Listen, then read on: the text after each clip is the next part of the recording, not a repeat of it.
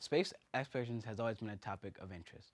From the launch of Sputnik in 1957 to the moon landing in 1969 and beyond, both powers of the world spent bucket loads of money trying to beat the other in this so-called space race. However, in more recent times, expanding our horizons in the big black beyond has fallen by the wayside. The topic of tonight's debate goes as follows. Should we make an effort to explore the universe, or should we simply snuff it out entirely? Here to help us reach a decision is Dr. Kirtland and Professor Khan. Welcome to Who Said It Better, guys. Happy to be here. Happy to be here. Okay.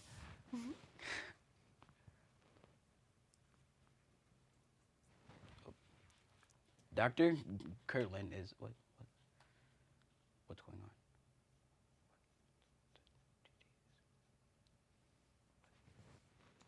Okay, so we are going to begin with Professor Khan. Okay. Well, thank you. You're welcome. Our country currently has trillions of dollars of debt. The space program alone adds millions of more to that already substantial amount. With limited benefits in return, our world is marred by war, famine, and poverty. Exploring the universe is a luxury we simply cannot afford. When our dollars could be put towards bettering the planet, we already have. Why search out other worlds when our own is in a less than ideal state? That is true, that is true. Now, Dr. Khan. Yeah, Kirkland, actually. Kirkland, I'm sorry. It's all right, of course. So, mankind must always struggle to expand its horizons. Our desire to seek out the unknown, the curiosity that pushes the boundaries of our understanding, is one of the noblest characteristics that humankind has. Some of our most amazing achievements have taken place in outer space or due to space exploration. Is it not somehow our duty to explore beyond the limits of our knowledge? Not only in this world, but in whatever lies beyond the darkness of space.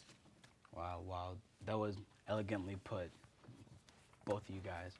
But now that their views have been stated, let us move on to the actual debate. Professor, you have the floor. Thank you. The so-called advantages presented to us by the space program have been more of a result of the program's bankroll than any merit of the program itself. I would argue that if the same amount of resources were to be devoted to renewable energy sources or cancer research, the same advantages would come about. Such advantages should encourage to such things rather than the exploration of the universe. Let's solve the more pressing unknown matters first, shall we? Space exploration gives back more than it takes away from the treasury. Scientific and technological returns of space exploration have far outweighed the investment. Royalists on NASA patents and license have got directly into the U.S. Treasury, not back to NASA. Furthermore, funding for space exploration is small, like way small, in comparison to other discretionary spending. We spend $10 million a month on Iraq alone and around $3.7 trillion on welfare for the past 5 years. I will also remind you that the money is spent on Earth as provides needed jobs and business to companies like any other government program.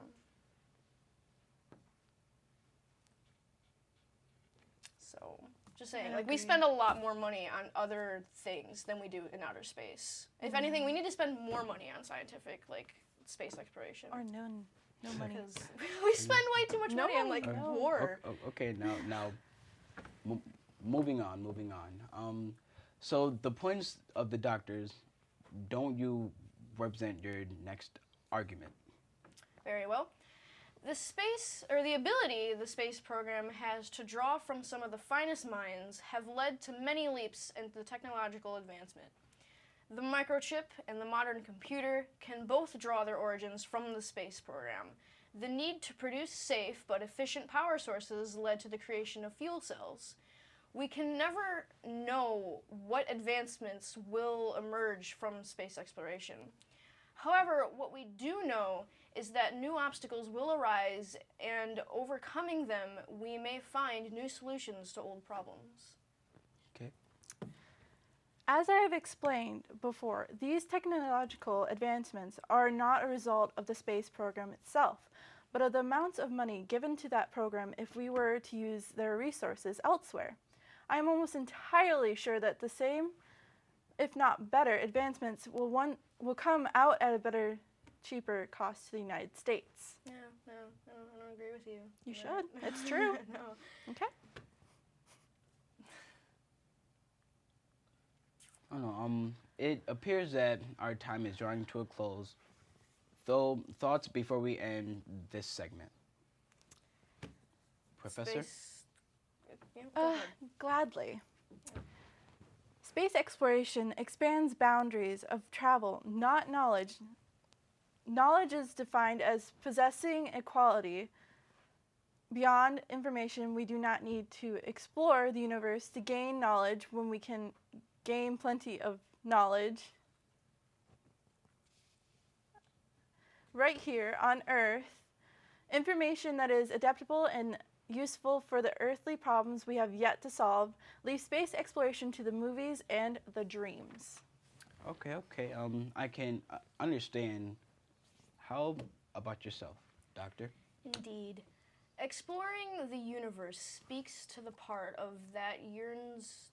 I'm sorry. Exploring the universe speaks to the part of that yearns to discover the unknown. Space is truly the final frontier. That frontier will lead to a greater understanding of how our universe works and the achievements of a magnitude we cannot imagine. Nicely said. Now, that is all the time we have for today. Both of these parties made good points. However, it is up to you to decide who said it better. See you next week.